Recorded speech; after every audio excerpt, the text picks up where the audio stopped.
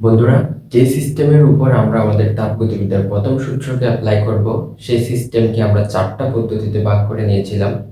একটা হচ্ছে সম আয়তন প্রক্রিয়া, যেখানে আমরা আয়তনকে কনস্ট্যান্ট রাখবো। একটা সমচাপ প্রক্রিয়া, যেখানে আমরা চাপকে কনস্ট্যান্ট রাখবো। আর একটা সম উষ্ণ প্রক্রিয়া, যেখানে আমরা টেম্পারেচারকে কনস্ট্যান্ট রাখবো। এবং একটা হচ্ছে রুদ্ধতাপীয় প্রক্রিয়া, যেখানে আমরা আয়তনের পরিবর্তনকে কনস্ট্যান্ট রাখবো, শূন্য করে নিব। তো এখন রুদ্ধতাপীয় প্রক্রিয়া একটা বিষয় কনস্ট্যান্ট থাকে, সেটা আমরা পরে আলোচনা করব। তার আগে আমরা এই চারটা প্রক্রিয়ার মধ্যে কৃত কাজের রাশিমালাটা কেমন এবং তাপগতিবিদ্যার প্রথম সূত্রটা কেমন সেটা আমরা একটু আলোচনা করব। তো আমরা প্রথমে সমায়তন প্রক্রিয়ায় কৃত কাজের ফর্মুলাটা কেমন আর তাপগতিবিদ্যার প্রথম সূত্রটা কেমন সে বিষয়ে আলোচনা করব। একটা সিস্টেম কল্পনা করে নিচ্ছি। এই সিস্টেমটার আয়তন কনস্ট্যান্ট, বি ইজ কনস্ট্যান্ট। এই সিস্টেমের আয়তন কনস্ট্যান্ট। এখন আমি যদি এই সিস্টেমে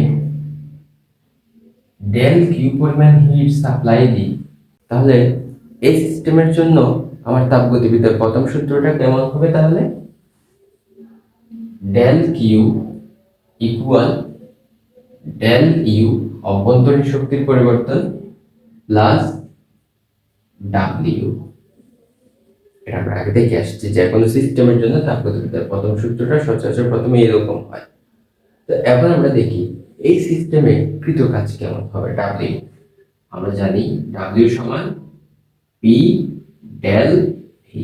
আচ্ছা, তো এখন দেখো এই সিস্টেমের আয়তনটা কনস্ট্যান্ট না?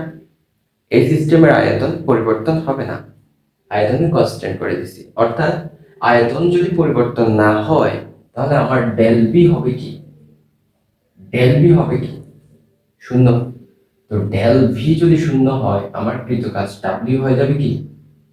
অর্থাৎ আমরা যখন আয়তনকে স্থির করে রাখবো, তখন এখানে এই সিস্টেমে কৃত কাজ হবে কি? শূন্য। সিস্টেম কর্তৃক কৃত কাজ হবে শূন্য। সিস্টেম কোনো কাজই করবে না। আমি সিস্টেমকে যে তাপই দিই না কেন, সে কোনো ধরনের কাজ করতে পারবে না, কারণ আমি তাকে তো বেঁধে রাখছি, একটা জায়গায় আবদ্ধ করে রাখছি। সে কাজ কিভাবে করবে? ঠিক আছে, তার মানে সম আয়তন প্রক্রিয়ায় আমার কৃত কাজ শূন্য, ডাব্লিউ শূন্য। তাহলে আমার তাপগতিবিদ্যার প্রথম সূত্রটা কি হবে? D Q equal D U. অর্থাৎ আমি এখানে যেই তাপটা দিব, তার সমস্ত অংশই সিস্টেমের অভ্যন্তরীণ শক্তি পরিবর্তন করতে ব্যয় হয়ে যাবে। আমি এখানে যেই তাপ দিব, সেই তাপের পুরো অংশটাই কি অভ্যন্তরীণ শক্তি পরিবর্তনের জন্য ব্যয় হয়ে যাবে। তা আমি যদি এখন একটা ক্ষুদ্র পরিবর্তনের জন্য চিন্তা করি, ডি কিউ ইকুয়াল লিখতে পারি আমরা ডি ইউ। আচ্ছা, তাহলে আমরা এখানে লিখতে পারি এই আমার সমায়তন প্রক্রিয়ায় কৃত কাজ হচ্ছে ডাব্লিউ ইকুয়াল শূন্য এবং সমস্ত তাপই তার অভ্যন্তরীণ শক্তি বৃদ্ধিতে ব্যয় হয়ে যাবে। তো আমি এই জায়গায় একটা ছোট্ট এই বিষয় তোমাদেরকে বলতে চাই যে আমরা পূর্বে এই সমায়তন প্রক্রিয়ার মোলার আপেক্ষিক তাপ পড়ে আসছি। এটা ছিল কি? C V equal D Q ক্ষুদ্র তাপের জন্য এন ডেল ডি টি। এটা আমরা পড়ে আসছি। তা আমি যদি এক মোলের জন্য চিন্তা করি, তাহলে এন হবে কি? 1 মোল। এটা মুছে যাবে। তো ফাইনালি সিবি সমান কি পাবো? D Q divided by DT. তা আমি যদি ডি কিউ কে একটু ভেঙে লিখার চেষ্টা করি, সিবি সমান কি পাচ্ছি? ডিটি। এখন দেখো আমি এই সিস্টেমে সম আয়তন প্রক্রিয়ায় ডি কিউ পরিমাণ হিট সাপ্লাই করতেছি। ডি কিউ পরিমাণ হিট সাপ্লাই করতেছি। সেই ডি কিউ পরিমাণ হিট আমার কোনো ধরনের কাজ করতেছে না, যা শুধু অভ্যন্তরীণ শক্তি পরিবর্তনে ব্যয় হয়ে যাচ্ছে।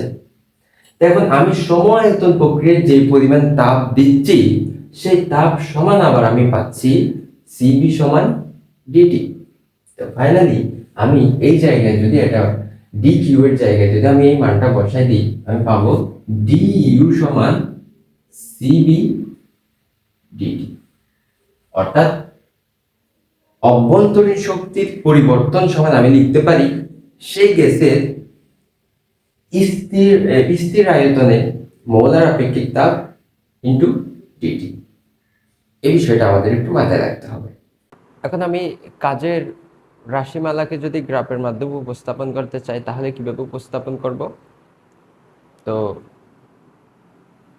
এটা যদি আমার এক্স অক্ষ বরাবর যদি আমি আয়তনকে রাখি আর ওয়াই অক্ষ বরাবর যদি আমি পি কে রাখি, তাহলে এই জায়গায় আমার ভি হচ্ছে কনস্ট্যান্ট কিন্তু চাপের পরিবর্তন হচ্ছে। তো স্টার্টিং পয়েন্টে আমি ধরে নিচ্ছি আমার চাপ হচ্ছে P1 এবং শেষে আমার চাপ P2 বেড়ে গেল, কিন্তু আমার আয়তন এখনো কি কনস্ট্যান্ট। আমি ধরে নিচ্ছি এটা আমার আদি আয়তন, তাহলে শেষ আয়তন অবশ্যই এখানে একই পরিমাণ থাকবে। আমার আয়তন এখনো কি সেমই থাকবে, কিন্তু চাপের পরিবর্তন হয়ে গেল। তাহলে আমার রেখাটা কেমন হবে? এই যে এটা হচ্ছে আমার কাজের রাশিমালার রেখা, সম আয়তন প্রক্রিয়ায় কাজের রাশিমালার রেখা। তো আমরা এখানে এটাও লিখে রাখি। যদি আমি গ্রাফিক্যালি দেখাতে চাই, এদিকে পি এদিকে বি, আমার সম আয়তন প্রক্রিয়ায় কাজের রাশিমালার লেখচিত্র হবে এরকম। এগুলো এমসিকিউর জন্য ইম্পর্টেন্ট, তাই বললাম। তো এরপর আমরা দেখব সমচাপ প্রক্রিয়ায় কাজের রাশিমালাটা কেমন। আমি এমন একটা সিস্টেমকে এখানে কল্পনা করে নিচ্ছি যেটার আয়তন পরিবর্তন হতে পারবে, কিন্তু এই সিস্টেমের চাপ থাকবে কনস্ট্যান্ট। আমি উপরে একটা ঘর্ষণবিহীন পিস্টনযুক্ত সিলিন্ডার নিলাম, সেই সিলিন্ডারের ভিতর কিছু গ্যাস আছে। এখন আমার হচ্ছে এটা সিস্টেম। এই সিস্টেমকে আমি যদি ডি কিউ পরিমাণ হিট সাপ্লাই করি, তাহলে এই সিস্টেমের অভ্যন্তরীণ শক্তি বৃদ্ধি পাবে এবং এই সিস্টেমের অনুসরণের গতিশক্তি বেড়ে যাওয়ার কারণে এই সিস্টেমের পিস্টনের উপর আগের তুলনায় গ্যাসীয় অনুসমূহ বেশি বল প্রয়োগ করা শুরু করবে, যার কারণে আমার পিস্টনটা উপরের দিকে উঠে যাবে এবং আমার গ্যাসের আয়তনও প্রসারণ ঘটে যাবে। তো এখন এই পরিমাণ আমার গ্যাসের আয়তনের প্রসারণ ঘটছে, অর্থাৎ আমার ডেল বি এখন আর শূন্য নয়। তাহলে আমরা কৃত কাজের ফর্মুলা এখানে কি পাবো? ডাব্লিউ সমান পি ডেল ভি। তাহলে আগে আমার আয়তন কত ছিল? এখানে যদি আমি আগে আদি আয়তন V1 ধরে নিই আর শেষ আয়তন যদি B2 ধরে নিই, তাহলে ডেল ভি কত হবে? B2 minus B1। এটা হচ্ছে আমার স্থির চাপে কৃত কাজের ফর্মুলা। এখন আমরা এই সিস্টেমের জন্য তাপগতিবিদ্যার প্রথম সূত্রটা কিভাবে লিখতে পারি? আমরা জানি তাপগতিবিদ্যার প্রথম সূত্র ডিকিউ ডিইউ প্লাস ডিডাব্লিউ। তো এখন এখানে আমার ডাব্লিউ কিন্তু কার শূন্য না, তার মানে এই জায়গায় আমার তাপগতিবিদ্যার প্রথম সূত্রটা যেভাবে আছে সেভাবেই থাকবে। আমি এখানে যে পরিমাণ হিট দিছি তার কিছু অংশ তার অভ্যন্তরীণ শক্তি বৃদ্ধি করছে এবং বাকি কিছু অংশ দিয়ে সে কাজ করছে। এখন আমি যদি এটা লেখচিত্র অঙ্কন করতে চাই, আগের মতো এক্স অক্ষ বরাবর আমি ভি কে রাখলাম, ওয়াই অক্ষ বরাবর পি কে রাখলাম। তো এখন আমার চাপ কনস্ট্যান্ট, পি চাপে আদি আয়তন যদি B1 হয় এবং শেষ আয়তন যদি B2 হয়, তাহলে এই যে এটা হচ্ছে আমার কৃত কাজের লেখচিত্র। আমি এটাও এখানে লিখে রাখতেছি। তাহলে আমরা সমচাপ প্রক্রিয়া ডাব্লিউ সমান পেলাম কি? P B2 minus B1। তারপর তাপগতিবিদ্যার প্রথম সূত্রটা এজ ইট ইজ থাকবে। তো আমরা লেখচিত্র পাইলাম কিরকম? এই যে, তাহলে আমার সমচাপ প্রক্রিয়ায় কৃত কাজের লেখচিত্রটা কেমন হবে? এরকম। এখন আমরা আলোচনা করব সমউষ্ণ প্রক্রিয়ায় কৃত কাজের ফর্মুলা কেমন এবং তাপগতিবিদ্যার প্রথম সূত্রটা কেমন হয়। তো আমি একইভাবে একটা সিস্টেম কল্পনা করে নিচ্ছি যার আয়তন V1 এবং ঘর্ষণবিহীন একটা পিস্টন যার উপর পি প্রেসার প্রযুক্ত হচ্ছে। তো এখন আমি যদি এই সিস্টেমে ডি কিউ পরিমাণ হিট সাপ্লাই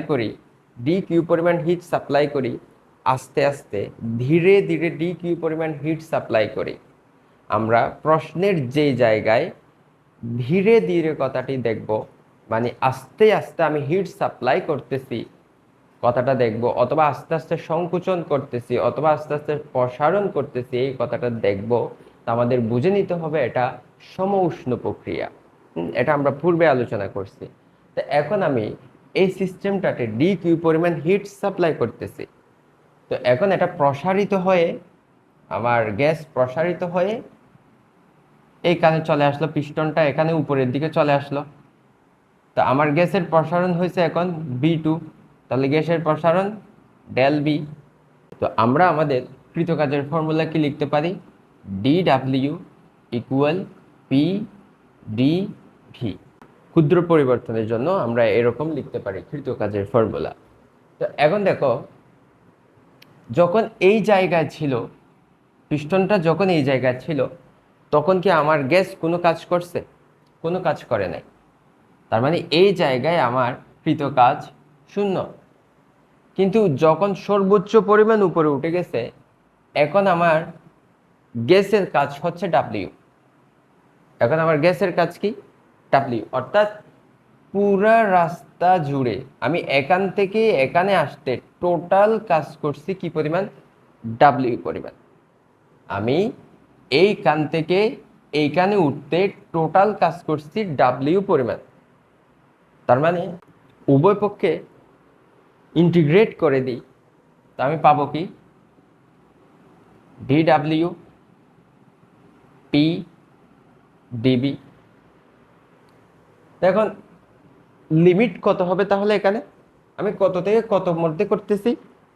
0 থেকে ডাব্লিউ। আমার যখন স্টার্ট করতেছিলাম তখন আমার কৃতকাজ ছিল 0, এবং যখন ম্যাক্সিমাম কাজ আমি করে ফেলছি তখন আমি টোটাল কাজ করছি ডাব্লিউ পরিমাণ পুরো রাস্তা জুড়ে। এখানে এমনটা ভাবার দরকার নেই শুধুমাত্র এই জায়গায় ডাব্লিউ না, এইখান থেকে এখানে আসতে আমি ডাব্লিউ পরিমাণ কাজ করছি পুরো রাস্তা জুড়ে, টোটাল কাজ ডাব্লিউ। টোটাল কাজ এখানে ডাব্লিউ, শুধুমাত্র এই হাইটে ডাব্লিউ পরিমাণ কাজ করছি এটা না। এখান থেকে এই হাইটে আসতে, এই সীমা থেকে এই সীমার মধ্যে আসতে পুরো রাস্তা জুড়ে আমি টোটাল কাজ করছি ডাব্লিউ পরিমাণ। ঠিক আছে? তো এখন এখানে কত বসাবো? এই পাশে ডিবি এর পরিবর্তন কেমন হয়েছে? B1 থেকে V2 পর্যন্ত, তাহলে এখানে বসাবো V1 টু B2। তো আমরা সমউষ্ণ প্রক্রিয়ার জন্য একটা সম্পর্ক জানি, যে কোনো আদর্শ গ্যাসের জন্য, সেটা হচ্ছে P V equal N R টি। যদি এটা 1 মোল গ্যাসের জন্য চিন্তা করি, আমি ধরে নিচ্ছি এখানে 1 মোল পরিমাণ যে কোনো গ্যাস নিচ্ছি, তাহলে এনটা আমার চলে যাবে। তাহলে পি সমান আমি এখানে লিখতে পারি কি? V R T by V. আমি পি এর জায়গায় যদি এখানে আর টি বাই ভি বসিয়ে দিই,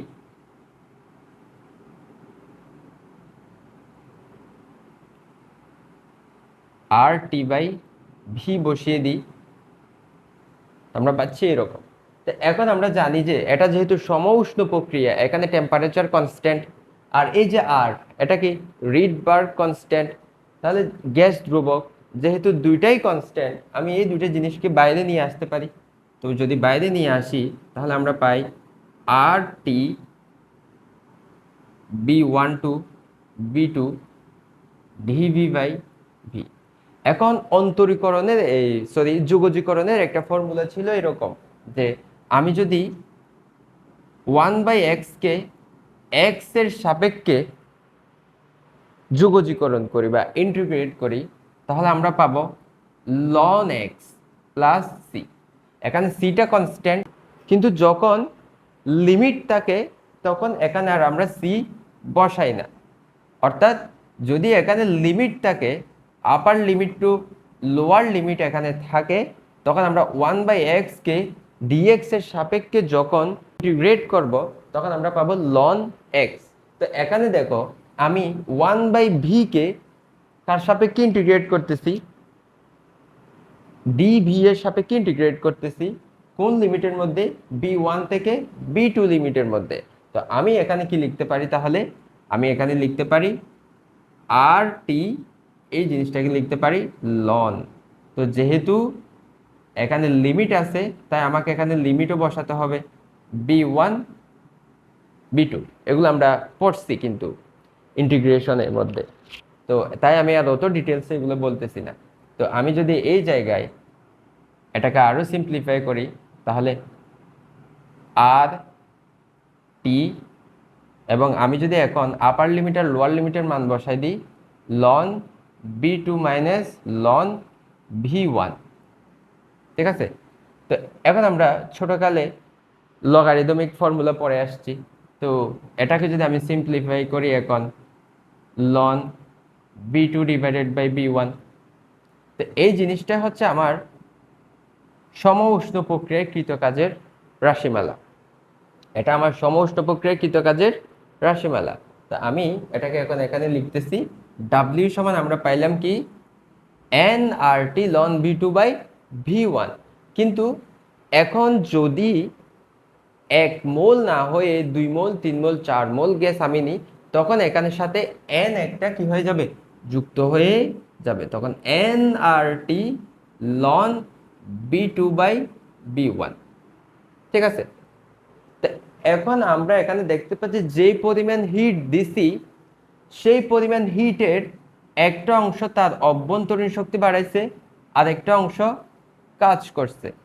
তাহলে এখানে আমার তাপগতিবিদ্যার প্রথম ফর্মুলাটা কেমন হবে, D U plus D W, as it is আগের মতোই থাকবে। তো আমরা এই জায়গায় লিখতে পারি D Q plus D Q equal D U plus D W. ঠিক আছে, তো এটার গ্রাফ যদি আমরা উপস্থাপন করতে চাই তাহলে কেমন হবে, এটার গ্রাফ যদি আমি উপস্থাপন করতে চাই, তো দেখো এটার গ্রাফটা কেমন হয়। দেখো আমার এই পুরো টার্মটা হচ্ছে কনস্ট্যান্ট, তার মানে আমার কাজ ডিপেন্ড করতেছে কার উপর, লন বি2 বাই বি1 এর উপর, লন বি2 বাই বি1 এর উপর। তো আমি যদি এটাকে লন এক্স চিন্তা করি, বি2 বাই বি1 সমান যদি আমি লন এক্স চিন্তা করি, আমরা লন এক্স এর গ্রাফটা কেমন দেখব, লন এক্স এর গ্রাফটা কেমন হয়, এরকম না লন এক্স এর গ্রাফ। তো এখানেও আমার কৃতকাজের ফর্মুলা হবে, এদিকে যদি বি হয় এদিকে যদি পি হয়, আমার কৃতকাজের ফর্মুলা হবে এই লেখচিত্র হবে এরকম। তো এটা হচ্ছে আমার সমউষ্ণ প্রক্রিয়ার কৃতকাজের লেখচিত্র, পিবি লেখচিত্র। ঠিক আছে, পি ভার্সেস বি লেখচিত্র। আর এই লেখচিত্রটাই হচ্ছে আমার সমউষ্ণ প্রক্রিয়ার কৃতকাজের রেখা। ঠিক আছে, আশা করি আমরা লেখচিত্রও বুঝলাম এবং কৃতকাজের ফর্মুলাটাও কেমন বুঝলাম। এরপর তাপগতিবিদ্যার প্রথম সূত্রটাও এই তিনটা পদ্ধতিতে কিভাবে উপস্থাপন করা যায় সেটা বুঝলাম। তো এখন আমাদের কাছে সর্বশেষ একটা প্রক্রিয়া আছে, সেটা হচ্ছে রুদ্ধতাপীয় প্রক্রিয়া। এই রুদ্ধতাপীয় প্রক্রিয়ার কৃতকাজের ফর্মুলা এবং তাপগতিবিদ্যার প্রথম সূত্রটা দেখার পূর্বে আমরা এই রুদ্ধতাপীয় প্রক্রিয়ার মধ্যে একটা সম্পর্ক এস্টাবলিশ করার চেষ্টা করব। যেমনটা আমরা এখানে দেখছি, সমউষ্ণ প্রক্রিয়ায় একটা কৃতকাজে একটা সম্পর্ক আছে, সেটা হচ্ছে পিভি ইকুয়াল আর টি। একইভাবে রুদ্ধতাপীয় প্রক্রিয়ায়ও একটা সম্পর্ক আছে, সেটা হচ্ছে পিভি গামা ইকুয়াল কনস্ট্যান্ট। গামার পরিচয় আমরা আগে দেখে আসছি। রুদ্ধতাপীয় প্রক্রিয়ায় এই সম্পর্কটা আমাদেরকে প্রথমে আগে এস্টাবলিশ করতে হবে। তা আমরা আমাদের পরবর্তী লেকচারে কাজের ফর্মুলা নিয়ে আলোচনা করব এবং তার আগে রুদ্ধতাপীয় প্রক্রিয়ার মধ্যে যে সম্পর্কটা আছে সেই সম্পর্কটা এস্টাবলিশ করার চেষ্টা করব।